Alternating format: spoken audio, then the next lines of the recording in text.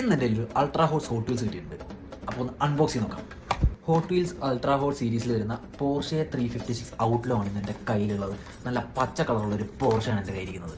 Normal hot wheels ആയിട്ട് compare ചെയ്യുകയാണെങ്കിൽ ഇവന്മാർക്ക് 179 ആണ് MRP, പക്ഷേ അൾട്രാ ഹോട്ട്സ് വരുമ്പോൾ 299 ആണ് MRP. അപ്പോൾ അൾട്രാ ഹോട്ട്സിൻ്റെ പ്രത്യേകത എന്താ നമുക്കൊന്ന് അൺബോക്സ് ചെയ്ത് നോക്കിയാലോ. അപ്പോൾ ഞാൻ കാറ് പുറത്തെടുത്തിട്ടുണ്ട്. ഇതാണ് നമ്മുടെ അൾട്രാ ഹോട്ട്സ് പോർഷെ 356 ഔട്ട്ലോ. സാധനം കൊള്ളാം. നമ്മുടെ നോർമൽ കാർസ് വെച്ച് നോക്കുമ്പോൾ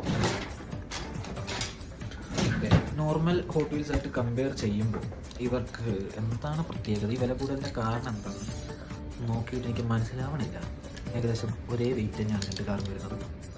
റൂമാർ തമ്മിൽ വലിയ വ്യത്യാസമൊന്നുമില്ല, വെയിറ്റൊക്കെ സിമിലറാണ്. പെയിൻറ്റ് ജോബിനും വലിയ വ്യത്യാസമൊന്നുമില്ല. ഇത് നോക്കി, ഇത് നോർമൽ ഹോട്ട് വീൽസ് ആണ്. ഇതിലെ പെയിൻറ്റ് ജോബ് ഓൾമോസ്റ്റ് സിമിലർ, വലിയ വ്യത്യാസമൊന്നുമില്ല. ഇതിൽ കുറച്ച് ഗ്രാഫിക്സ് ഉണ്ട്, ഇതിൽ ഗ്രാഫിക്സ് ഉണ്ട്, ഇതിൽ പോർഷേന്ന് ടൈപ്പ് വരുന്നുണ്ട്, പിന്നെ ഇതിൻ്റെ ബാക്കിലും പോർഷേന്ന് എഴുതിയിട്ടുണ്ട്.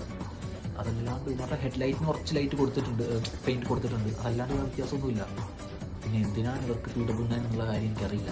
ഇവരുടെ ആ അൾട്രാ ഹോട്ട്സിൻ്റെ ആ ഒരു ഫയർ ഗ്രാഫിക്സ് ഒക്കെ ഇതിൻ്റെ സൈഡിൽ കൂടെ കൊടുത്തിട്ടുണ്ട്. അതല്ലാണ്ട് ഇതിന് വലിയ വ്യത്യാസമൊന്നുമില്ല. നോർമൽ കാർസിൻ്റെ പ്രൈസിന് തന്നെ സെല് ചെയ്യാനുള്ളത്. ഇവർ എന്തിനാണ് ഇത് വില കൂട്ടി വിൽക്കണമെന്ന് എനിക്കറിയില്ല ഗൈസ്. എന്തായാലും സാധനം കുഴപ്പമൊന്നുമില്ല. ഇതിൻ്റെ ടയറൊക്കെ സെയിം പ്ലാസ്റ്റിക് തന്നെയാണ്, similar to normal main line Hot Wheels. എന്തൊരു എന്തായാലും സാധനം ഞാനിങ്ങനെ എടുത്തു. ഇനി ഹോട്ട് വീൽസിൻ്റെ അൾട്രാ ഹോട്ട്സ് ഞാൻ വാങ്ങിക്കില്ല. ആ പൈസയ്ക്ക് നമുക്ക് ഉണ്ടെങ്കിൽ ഒരു 2 അൾട്രാ ഹോട്ട്സ് വാങ്ങിക്കുന്ന പൈസ ഉണ്ടെങ്കിൽ നമുക്ക് 3 മെയിൻ ലൈൻ വാങ്ങിക്കാം നോർമൽ ഹോട്ട് വീൽസ്. അപ്പോൾ ബൈ ബൈ.